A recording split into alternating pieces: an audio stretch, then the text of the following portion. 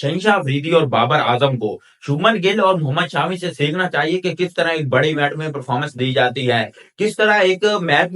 बड़े इवेंट के मैच में अपनी टीम के लिए परफॉर्मेंस दी जाती है और किस तरह चेसिंग मैच में रन बनाए जाते हैं और किस तरह पहले खेलने वाली टीम को बहुत कम से कम स्कोर पर रोका जाता है। शहनशाह अफरीदी जो कि कहने को तो हमारा नंबर वन बॉलर है, इवन के हमारे कुछ लोग तो उसको वसीम अकरम से भी उसका मुवाजना करते हैं, जबकि मेरे नजदीक वो हसन अली के बराबर भी नहीं है, क्योंकि हसन अली ने भी हमें चैंपियन ट्रॉफी जितवाई हुई है। 2017 की जो चैंपियन ट्रॉफी पाकिस्तान जीता था उसमें मैन ऑफ द टूर्नामेंट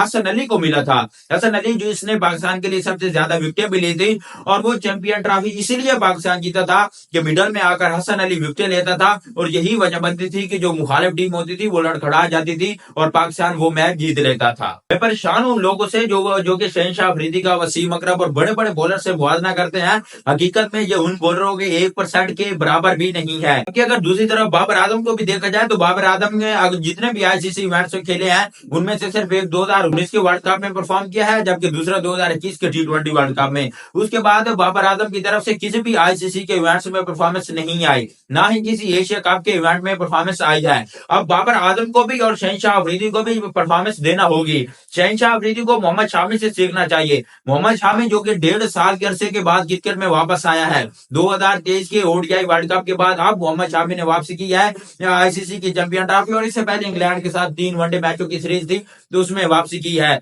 यानी कि ये ऑलमोस्ट 1.5 साल के अरसे के बाद अब मोहम्मद शामी का तीसरा या चौथा मैच होगा लगभग, जिसमें उसने 5 विकेटें ली हैं। ये होता है नंबर वन बॉलर। हकीकत में नंबर वन बॉलर वो होता है जो कि आईसीसी के इवेंट्स में विकेटें ले। मोहम्मद शामी जिसने इंडिया के लिए 60 विकेटें ले ली हैं आईसीसी के इवेंट्स में, और मैं यकीनन से कह सकता हूं कि मोहम्मद शामी ने जितने आईसीसी इवेंट्स खेले हैं शहनशाह अफरीदी भी इतने आईसीसी इवेंट्स खेल चुका होगा, लेकिन भाई उसके मोहम्मद शामी के मुकाबले में शहनशाह अफरीदी की 10% भी परफॉर्मेंस नहीं है। शहनशाह अफरीदी जो कि ऑस्ट्रेलिया की पिचेस पर या साउथ अफ्रीका या न्यूजीलैंड की पिचेस पर भले थोड़ी बहुत परफॉर्मेंस दे लेता हो, लेकिन हकीकत में वो वहां पर परफॉर्मेंस नहीं देता जहां पर उसको परफॉर्मेंस देने की जरूरत होती है। कहने को शहनशाह अफरीदी नंबर वन बॉलर है, लेकिन परफॉर्मेंस इसकी नंबर वन बॉलरों वाली 1% भी नहीं है, जबकि बाबर आजम का भी वही हाल है। कल शुभमन गिल ने जिस तरह की इनिंग खेली है चेजिंग के अंदर, कुछ लोग उसको बाबर आजम के साथ मिलाकर ट्रोल भी कर रहे थे कि बाबर आजम को 90 बाल के ऊपर 64 रन बनाने के ऊपर ट्रोल किया जा रहा है,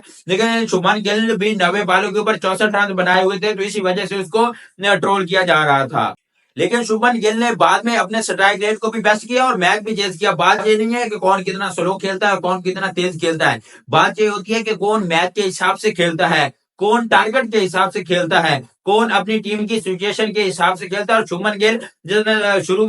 में वो बहुत तेज खेला है, मिडल में आकर वो काफी ज्यादा स्लो हुआ है, रोहित शर्मा के आउट होने के बाद जो काफी ज्यादा स्लो हो गया था, लेकिन एंड पे आकर उसने वो तमाम जो कोई बीच में स्लो खेला है वो उसने काम बराबर कर लिया था, स्ट्राइक रेट भी बेहतर कर लिया था। सबसे बड़ी बात यह है कि वो मैच जीत कर गया है, वो नॉट आउट किया है, उसने मैच जीता है। ये चीज नहीं है कि कौन स्लो खेला है कौन तेज खेला है, चीज ये होती है कि उसने मैच विन किया है। तो ये चीजें बाबर आजम को भी, शहनशाह अफरीदी को भी और पाकिस्तान के दूसरे बैट्समैनों को भी सीखनी चाहिए। ये सिर्फ बाबर आजम और शहनशाह अफरीदी की जिम्मेदारी नहीं है, ये मोहम्मद रिजवान की भी जिम्मेदारी है, ये खुशदिल शाह की भी जिम्मेदारी है, ये सऊद शकील की भी जिम्मेदारी है, ये हारिस रऊफ और नसीम शाह की भी जिम्मेदारी है। अगर आप कल के मैच में स्पिन बॉलिंग का किरदार भी देखें तो बांग्लादेश के स्पिन बॉलरों की तरफ से भी काफी अच्छी कारकर्दगी दिखाई गई है और इंडिया के स्पिन बॉलरों की तरफ से भी काफी अच्छी कारकर्दगी दिखाई गई है। मिडल के ओवर में अक्षर पटेल ने काफी अच्छी बॉलिंग की है, इवन की उसकी हैट्रिक भी मिस हुई है रोहित शर्मा के कैच ड्रॉप होने की वजह से,